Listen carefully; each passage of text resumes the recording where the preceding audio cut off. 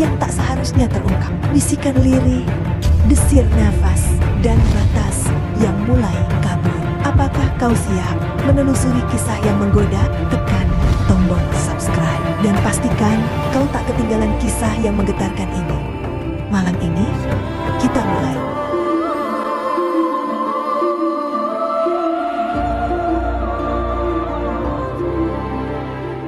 Malam di desa ini selalu sama, hening, hanya diiringi suara jangkrik dan desir angin di antara pepohonan. Di antara rumah-rumah kayu yang berjejer, ada dua rumah yang saling berhadapan, hanya dipisahkan oleh jalan setapak berbatu. Di dalam salah satunya, seorang pria bernama Rama duduk di dekat jendela, matanya tertuju pada rumah di seberang.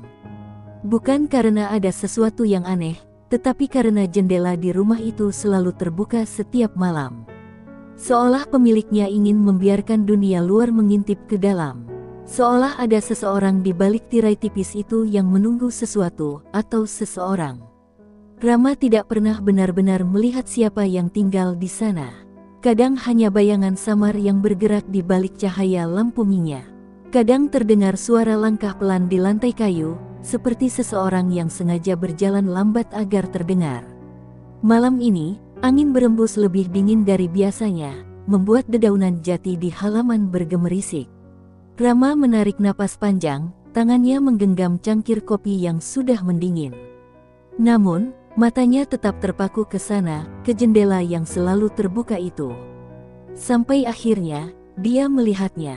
Seorang perempuan, berdiri di balik tirai, dengan rambut panjang tergerai dan mata yang menatap lurus ke arahnya. Rama terkejut, tapi tidak bergerak. Perempuan itu tidak tampak kaget atau canggung. Justru, ada sesuatu dalam tatapannya yang membuat jantung Rama berdetak lebih cepat. Seperti seseorang yang akhirnya menemukan orang yang selama ini ditunggunya. Malam semakin larut, tetapi mereka masih saling menatap dalam keheningan.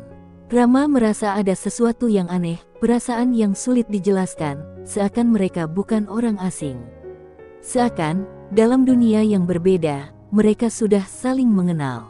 Tapi siapa dia? Dan mengapa jendelanya selalu terbuka, seolah memang ingin dilihat? Tanpa sadar, Rama mendekat ke jendela, mencoba melihat lebih jelas.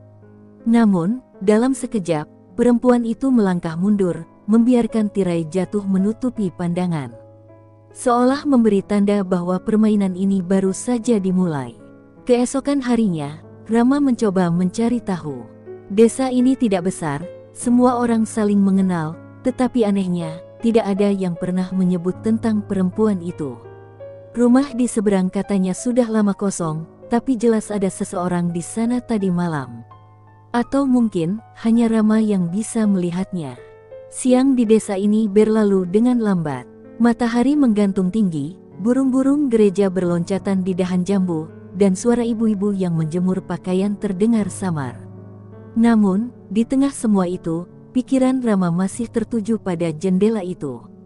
Siapa perempuan itu? Mengapa dia menatapnya seperti seseorang yang memiliki sesuatu untuk dikatakan, tetapi memilih untuk diam? Malam tiba, dan jendela itu kembali terbuka. Rama menunggu, seperti seseorang yang tahu bahwa sesuatu akan terjadi. Benar saja, tidak lama kemudian, perempuan itu muncul lagi. Kali ini, dia tidak hanya berdiri diam. Dia mengangkat tangan perlahan, menaruh jari telunjuknya di bibir, gerakan halus yang seakan menyuruh Rama untuk tetap diam. Lalu, suara itu terdengar. Angin yang berembus pelan membawa bisikan yang hampir tidak terdengar, tetapi cukup untuk membuat bulu kuduk Rama meremang. Jangan tanyakan siapa aku, cukup dengarkan. Suaranya lembut, tetapi memiliki nada yang membuat hati Rama bergetar. Seperti sebuah rahasia yang tidak seharusnya diungkap, tetapi sudah terlalu lama ingin diceritakan. Rama menelan ludah, tidak yakin apakah harus tetap berdiri di sana atau menutup jendelanya. Tapi sebelum dia bisa mengambil keputusan, perempuan itu tersenyum. Senyum yang anehnya terasa akrab, seakan mereka sudah berbagi cerita sebelum ini. Seakan, ini bukan pertemuan pertama mereka. Malam itu, Rama tidur dengan pikiran yang penuh pertanyaan. Namun, Satu hal yang pasti, dia tidak bisa lagi mengabaikan kehadiran perempuan itu. Hari-hari berlalu, dan Rama mulai memahami pola kehadiran perempuan itu.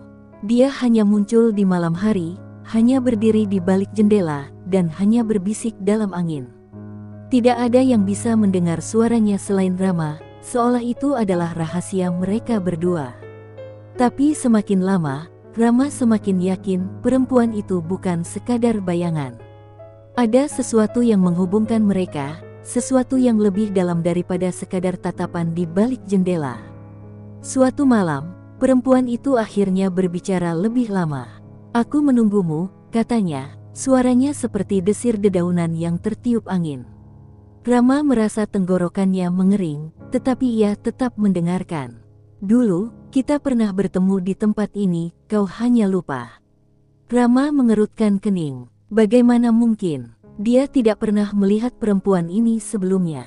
Tetapi anehnya, ada sesuatu dalam kata-katanya yang terasa benar. Seolah-olah kenangan itu ada, hanya saja terkubur di tempat yang sulit dijangkau. Lalu, untuk pertama kalinya, perempuan itu menyebut namanya. "Namaku Sari." Dan saat itulah, sebuah kilasan ingatan melintas di kepala Rama. Malam berikutnya, Rama tidak lagi hanya menunggu di jendela. Ada sesuatu yang harus ia temukan, sesuatu yang harus ia ingat. Dengan langkah hati-hati, ia menyeberangi jalan setapak berbatu, menuju rumah itu. Jendela masih terbuka, tetapi kali ini, Sari tidak hanya berdiri di balik tirai. Dia berdiri di ambang pintu, menatap Rama dengan mata yang menyimpan sesuatu yang lebih dari sekadar pertemuan singkat. "Kau akhirnya datang," katanya pelan, seperti seseorang yang telah lama menunggu kepastian. Rama berhenti tepat di hadapannya, jantungnya berdebar keras. Ada banyak pertanyaan di kepalanya, tetapi entah kenapa, tidak ada satupun yang ingin dia tanyakan saat ini. Yang ada hanya perasaan yang tak terjelaskan, seolah dunia ini telah mempertemukan mereka kembali untuk alasan yang belum ia pahami. Dan malam itu, untuk pertama kalinya, Rama menyentuh tangannya. Dingin, seperti angin malam yang berembus di antara pohon jati. Dan saat itulah, semuanya menjadi jelas. Sari bukan milik dunia ini. Rama menarik tangannya dengan cepat, napasnya memburu. Dingin itu bukan sekadar dingin biasa, bukan seperti angin malam yang menyentuh kulit. Itu adalah dingin yang menembus hingga ke tulang, menyisakan rasa ganjil di dada. Sari tetap diam, tatapannya tenang, seolah menunggu Rama untuk memahami sesuatu yang masih tersembunyi di pikirannya. "Kau, siapa sebenarnya?" Suara Rama nyaris bergetar. Sari tersenyum, tapi senyum itu menyimpan kesedihan. "Aku pernah ada di sini, dulu, sebelum semuanya berubah." Rama memejamkan mata sejenak, berusaha merangkai kepingan ingatan yang terasa buram. Namun, semakin ia mencoba, semakin samar semuanya. Hanya ada satu hal yang pasti, perasaan familiar yang begitu kuat saat melihat Sari. Seolah mereka pernah berbagi sesuatu yang lebih dari sekadar pertemuan di balik jendela. "Aku tidak mengerti," bisik Rama. Sari melangkah lebih dekat, dan meski hawa dingin kembali menjalar, Rama tidak bergerak. "Kau pernah berjanji untuk kembali, tapi kau lupa," katanya. Suaranya bergetar oleh sesuatu yang terdengar seperti rindu yang terlalu lama terpendam. Dan saat itu, sesuatu berkelebat di benak Rama, bayangan dirinya yang lebih muda, duduk di bawah pohon jati bersama seorang gadis kecil. Mereka tertawa, saling berjanji untuk tidak saling melupakan. Gadis itu, Sari. Ingatan itu datang perlahan, seperti aliran sungai yang sebelumnya terhalang batu besar. Rama melihat dirinya, kecil, berusia sekitar 10 tahun, duduk di bawah pohon jati di tepi sawah. Di sampingnya, seorang gadis kecil dengan rambut panjang dan senyum manis. "Kau janji, ya, kalau nanti besar, kau akan kembali ke desa ini dan cari aku." Suara gadis itu terdengar jelas di ingatan Rama. Iya, bocah kecil itu, tertawa kecil. "Iya, aku janji." Tapi kenyataan berkata lain. Rama pergi dari desa ini saat usianya 12 tahun, mengikuti orang tuanya ke kota. Seiring waktu, desa ini perlahan terlupakan, dan begitu pula janji kecil yang ia buat bersama Sari. Mata Rama terbuka, napasnya tercekat. "Sari, kau..." Sari tersenyum lembut, meski ada kepedihan di matanya. "Kau akhirnya ingat, Rama." Rama menelan ludah, hatinya bergemuruh. Jika Sari adalah gadis kecil itu, lalu mengapa dia? Sari mengangguk pelan, membaca pertanyaan yang belum sempat diucapkan. "Aku menunggumu, tapi kau tak pernah kembali, sampai akhirnya semuanya terlambat." "Tidak, itu tidak mungkin," bisik Rama. Sari tersenyum, tetapi air mata jatuh di pipinya. "Aku meninggal bertahun-tahun lalu, Rama. Tepat di bawah pohon jati tempat kita berjanji." Dada Rama terasa sesak. Desa ini, rumah itu, dan jendela yang selalu terbuka, semuanya adalah panggilan yang selama ini tidak ia sadari. Sari tidak pernah pergi, karena ia masih menunggu janji yang Rama buat bertahun-tahun lalu. Air mata menggenang di mata Rama. Aku minta maaf, Sari." Sari menggeleng pelan, senyumnya tetap sama seperti dulu, lembut, hangat, meski kini terasa jauh. "Tidak ada yang perlu dimaafkan, Rama. Kau sudah kembali, dan aku bisa pergi dengan tenang." Angin malam berembus pelan, membawa harum bunga Kamboja yang tiba-tiba memenuhi udara. Sari melangkah mundur, tubuhnya mulai memudar, seperti kabut yang tersapu oleh fajar. "Tunggu." Rama mencoba meraihnya, tetapi tangannya hanya menyentuh udara kosong. Sari tersenyum sekali lagi. "Jangan lupakan aku lagi, Rama." Dan dengan satu hembusan angin terakhir, Sari menghilang.